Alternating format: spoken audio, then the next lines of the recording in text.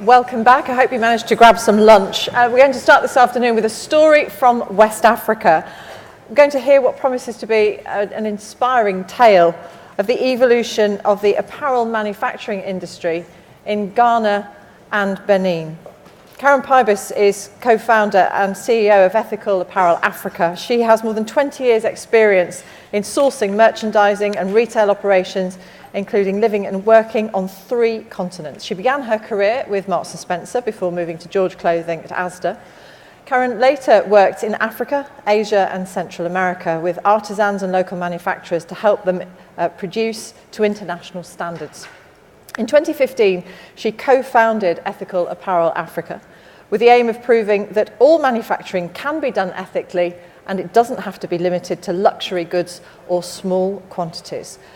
Through a video that's been sent to us in haste from Ghana, we're also going to hear from Linda Ampah, who has been through the development program that Keren's company runs. Linda is the founder and CEO of Cadling Fashions and KAD Manufacturing Limited, which serves the local West African and export market.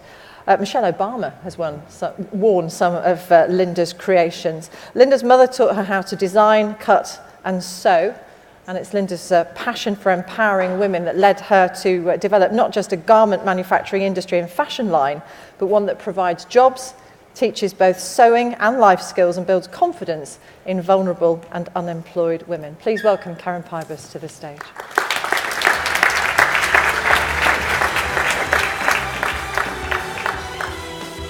Thank you. Thank you so much to SEDEX for having me here today. I nearly didn't make it. I've had an interesting evening trying to deal with the fact that Linda didn't make it because the British High Commission didn't get her visa through in time. And then I'm 10 and a half weeks pregnant and last night had a scare. So I've had about 2 hours sleep. I've been in the hospital all morning. The good news is the baby's fine. But if I get a little bit emotional, it's been because of that thing. So I just wanted to share that with you, part of the journey that we're on. So I want to talk to you today about, oh, that's the wrong way, that's a good start, about what we are doing in West Africa and what Ethical Apparel Africa is about. So it's a bit of a personal story, but hopefully it will pick up on some of the themes of the conference and also see what we're trying to do actually in action on the ground in West Africa. So I want to start by posing a question, which was where really the EAA came from, and I'll shorten it to EAA just because it makes it easier to talk through it. And this was what I was battling with in my career. So I'd worked for Marks & Spencer's, for George, I'd lived in Bangladesh for 3 years, and I kept coming back to this question of who really is responsible for creating that best place to work? If a factory was going to win Sunday Times Employer of the Year, what would that look like? And who really is, who owns that from a factory worker point of view? And what I was seeing was all sorts of things going on, like factory owners driving Ferraris, which just seemed really, just didn't sit well with me. Then factories having to cut corners because they were being squashed on price. Buying practices that meant everything was done at the last minute, or excessive sampling was just adding to cost. All these high work in progress and inefficiencies. And then when companies did have really good ideas, there was so much red tape to get through, or it was just for the CSR report. And instead of actually getting to the point of making a difference and making something that was sustainable and long-term and not just a drop in the ocean of something that was happening. I also saw this endemic thing of everybody suddenly saying that they were all adhering to the base code. So everybody was doing the same thing. So we're all being ethical because we're all paying minimum wages. We don't have any forced labours, and so therefore we're all okay. And so I was asking myself that question, well, what therefore is ethical manufacturing? Why have you got these companies saying, oh, we're ethical? And the big retailers saying, well, we are too, because we do all of these things. What are those differences? And then I saw some real inspirations as well of factories doing really unique things and taking ownership. You heard about Ginat last night, one of the nominees. They were one of my biggest suppliers, and they had this incredible program of a fair trade shop in the factory where They grew all of the food locally, and that meant that factory workers could come and bring their shopping list at the beginning of the day, and then could go home with all this amazing organic produce at cost price, basically, to be able to feed their families. And that was never part of any, audit process or anything. It was just something they did because they wanted to be able to feed their workers. I saw the positive impact of transparent open costings on buyers' decisions, and when they could really understand how much a worker was being paid for a particular garment, and the decisions that they would then make about the design of the product rather than trying to just get the lowest price. And active worker groups that were doing really good things just within the factory to make change themselves, where workers were taking ownership of things. And so I was kind of, well, what do I want to do with life? And then one day I'd moved to South Africa by this point with Walmart, and somebody called me one day and said, I believe that God is saying to you, I'm a strong Christian, that if you want to walk on the water, you've got to get out of the boat. So a reference to Peter needing to get out of the boat to meet Jesus on the water. And I was like, well, what does that mean? And then my sister sent me this song, which basically said the same thing 2 weeks later. I was like, well, am I scared? What do I need to do? What's happening? Kind of things. And then, bam, Walmart made me redundant. Best thing that ever happened to me, because it really, first of all, tipped me out of the boat. And first of all, I started by very quickly sinking and going, what am I doing? But through that period of time, and I had some incredible life coaching, and I met my co-founder, Paloma, who was working at Bain at the time. And she had a similar vision to what can we do actually for workers? How can we affect things in a way that's sustainable and that's going to do something different? So we came up with a vision for our company, and this is the core vision of what we want to do. So to demonstrate that ethical manufacturing should be the norm through delivering cost-competitive, quality products. Products got to be first. If you can't make a great product, then it doesn't matter what else you do, whilst ensuring that workers are respected, empowered, and paid living wages. So it's what I would call a big, hairy, audacious goal. Lots of people talk about these things, but how are we going to actually achieve it? So we started looking at how do you do that sort of thing, and what would be a model that would achieve that? And part of the work that we'd both been doing, consulting for somebody else, had taken us to Ghana, and we discovered there was this industry in Ghana that it really had been quite squashed. It didn't have a lot of local government support, and the second-hand clothing market had made a really big dent in the local people being able to make for themselves, and everybody just buying all these second-hand clothing. There was 15 manufacturing firms there employing 6,000 workers, mostly making for the local market, with the exception of one amazing company, DTRT, that was exporting. And there was a real lack of knowledge of how to make for the international market, and what international compliance really meant, and what was important for the workers. But what you did have was these factory owners that were really, really passionate about putting their workers first, and a culture and an ethos where it was about caring for who you were employing. And so one of the things we started doing at the beginning was saying, well, actually, working with African-owned factories that are in that culture and understand their own workers is going to become a key part of what we do. But also then we started looking into it, and the cost of living in Ghana, so if you were paying an actual living wage, would be a third of what it is in Bangladesh if you compare just pure living wage costs. They've got, great opportunities there in terms of, the rents and things are much lower than a lot of other countries. Then you've got AGOA, which is the free trade agreement with the States. So there's, you can also do free trade to Europe too, but going into the States meant that suddenly you had this 16 to 30% cost advantage over other countries exporting to the US.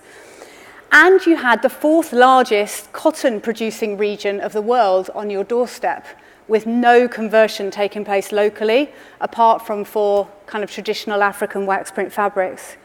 And you had an industry that was really at the beginning. And for those of you that are old enough to remember when Bangladesh kind of really started and what that looked like right at the beginning, is similar in that you've got an appetite and you've got knowledge and you've got people, but there's lacking in skill and there's lacking in understanding of what it means to be able to export.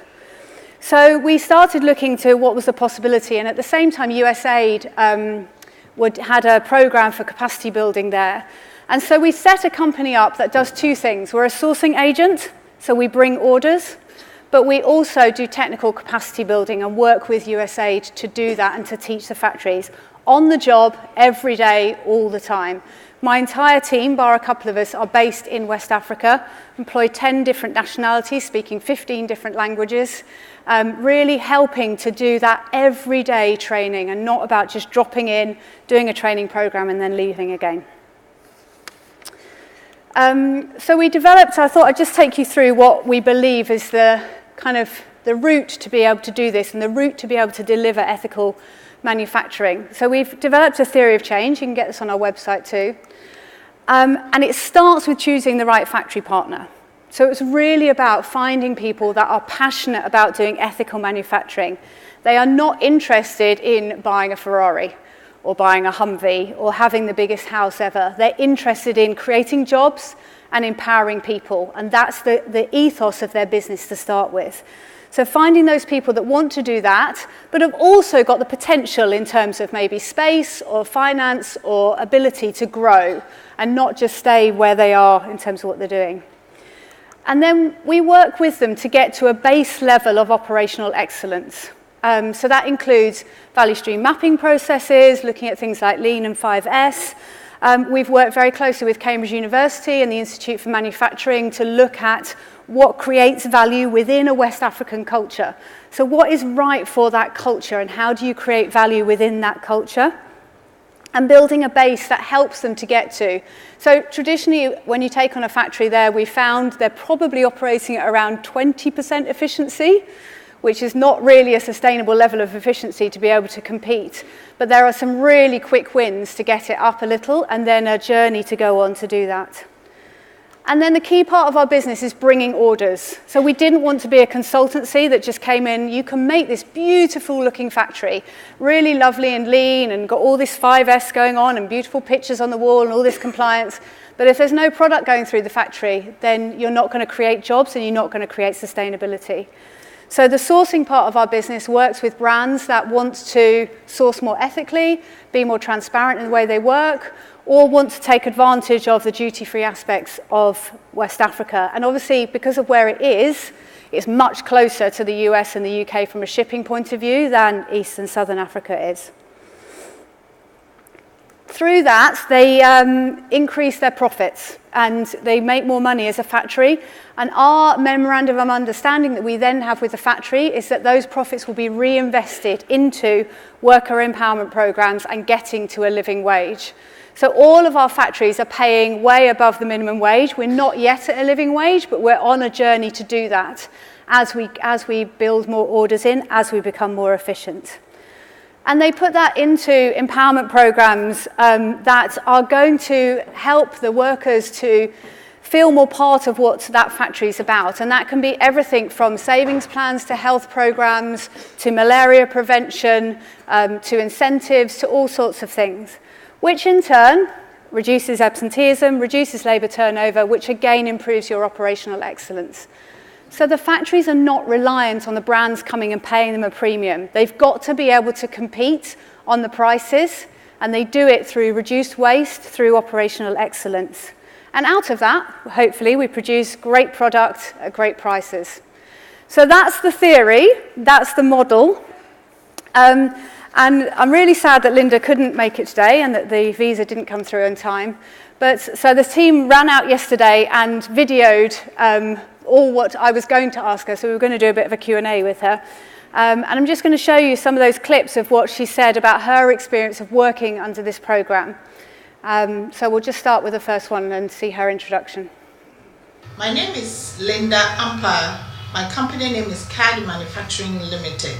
And we're a garment producing company. I was inspired to start this company by seeing what others do in other countries. I grew up in a garment home, so to speak. My mother was into garment manufacturing myself. So I grew up learning how to cut and sew to fit my dolls and my friends.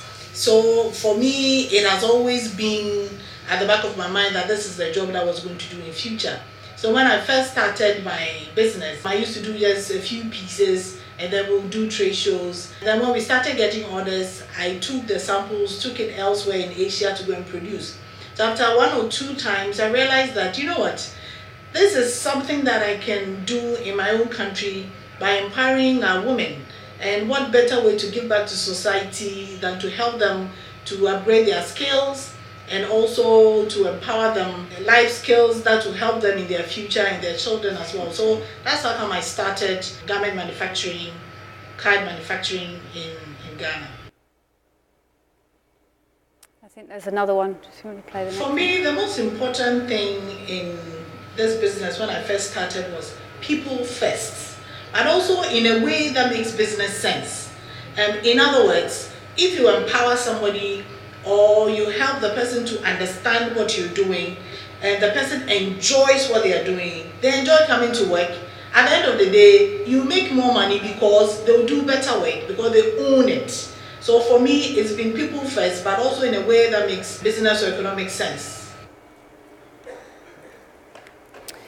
Okay, one of the things I wanted her to share with you was what makes her different, because there's a lot of factories out there doing a lot of really great stuff and providing lunches and providing transport and all of those kind of things. And I think that Linda still has a unique element to her as well that inspires me every day when I am traveling there and visiting that. So I just asked her, what makes you different from other factories?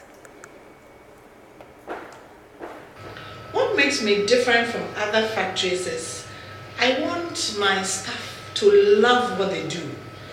And in a sense that I realized from experience working with EAA, that when you make them feel like they own this themselves and they enjoy it, when they come, they love it. When they make a mistake, they themselves realize they have made a mistake, they would even take steps to correct it. So these are some of the things I've also learned working with EAA. First, I was a bit skeptical. A typical example is when they wanted us to form workers' committee because of all the negative things we had heard, they are troublemakers, that's when they begin to riot and things like that. But we have had only positive experience with that. EAA encouraged us to open the door, although I already have an open door policy.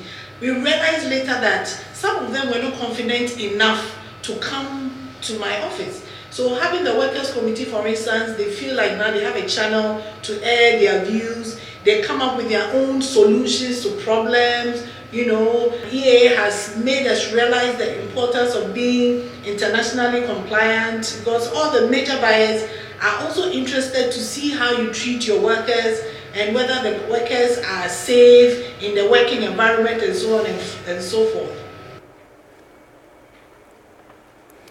That was an important thing for me because that's been part of the journey. So it's actually taken us 18 months to persuade her to do a workers' committee. And that's because what she's heard in the industry is they're really bad things. It causes people to riot and do all of those things. And she was convinced that would be what would happen. And that mindset change has meant that this is a slow build journey, but we've had some amazing brands come on that journey with us that will encourage those factories to do that.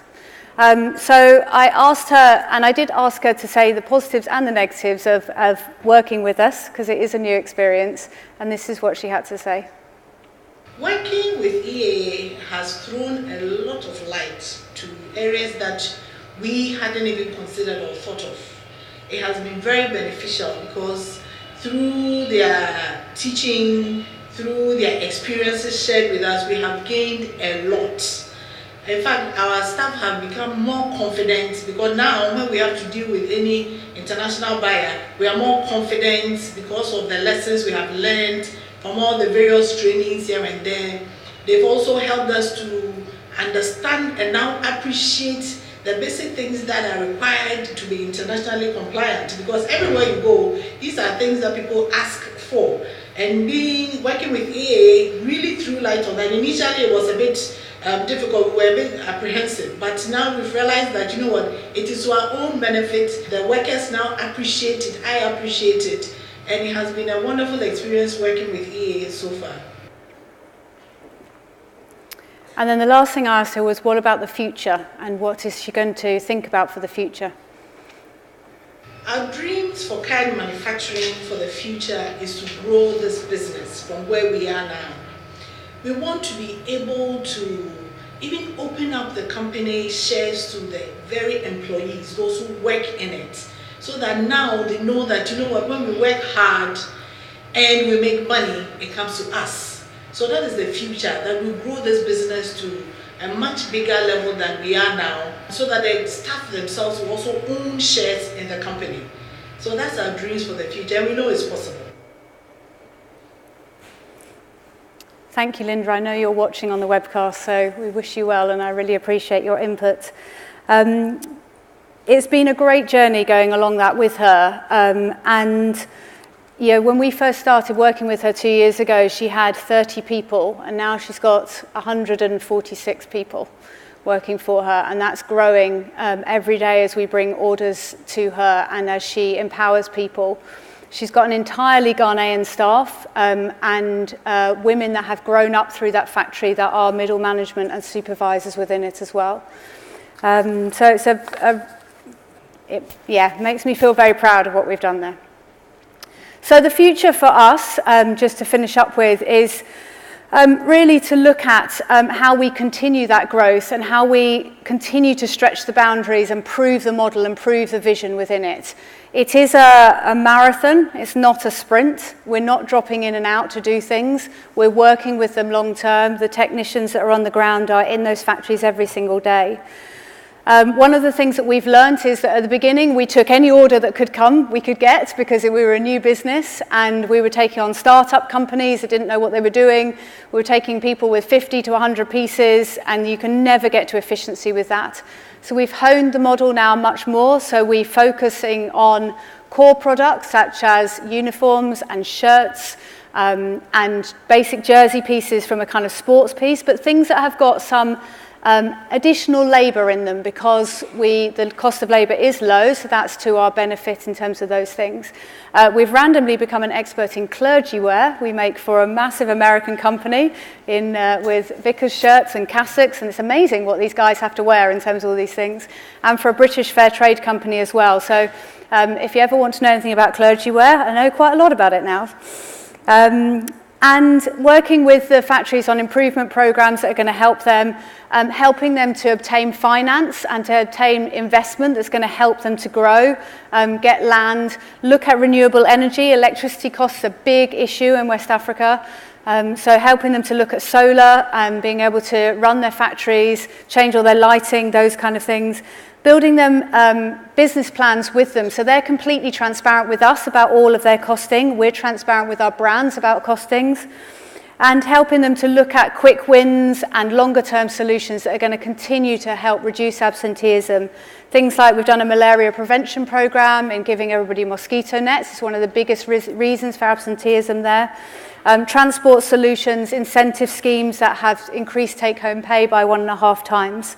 And continuing to do really active listening and focus group with workers. The best ideas always come from the workers and the quick wins of how to solve things. For us as a company, for Ethical Apparel Africa, we're aiming in the next 8 years, it was 8 years now, to get to 15 factories, to implement lean across it, to continue our partnerships with USAID, with DFID, with GIZ. We're opening a pattern centre of excellence this year in partnership with Lectra. So we'll be bringing all that pattern knowledge into the country from a commercial pattern process, middle management and supervisor training alongside that as well. So it's the soft skills as well as the hard skills. We'd like to create 5,000 new jobs, and we've developed an NGO alongside the business so that we can raise money, because a lot of people won't give you money if you're a for-profit business. So we've got an NGO that works alongside, that kick-starts a lot of those empowerment programs. So an example would be that we provide the bus, but the factory pays for the fuel and the drivers and the maintenance of that bus. We provide the first element of eye care, but they have to commit to carrying that program on as part of what we're doing. And then on a much wider scale, we are looking at West Africa and looking at other countries within West Africa too, Côte d'Ivoire, Senegal, other places, And looking at what's the possibility of the vertical supply chain too. So how can we start converting that cotton and getting our own fabric locally? How can we help to solve the waste issue in Ghana with the plastics? Yeah, they have these water sachets that they drink out of. They're like pillow bags. And those water sachets are causing 85% of the drainage blockage and potentially 60% of the cholera in the country. And so if we could get those water sachets and convert them into recycling, into other fibres or other things that we could work with, that would be amazing. So as I said, it's a marathon, not a sprint. It's a journey, but I feel proud of what we've done because we're doing it. I'm not just talking about it. I'm not talking about the theory of how it happens. We're trying to do it every single day on the ground. And every single day is another twist and turn in the journey and lots of things that I wouldn't have anticipated. And we've had to deal with corruption and all sorts of things at the ports, and how to be a truly ethical company within there has been really challenging. But my time is up, and so if you've got any other questions about that side of things, please come and speak to me afterwards. But thank you very much for your time.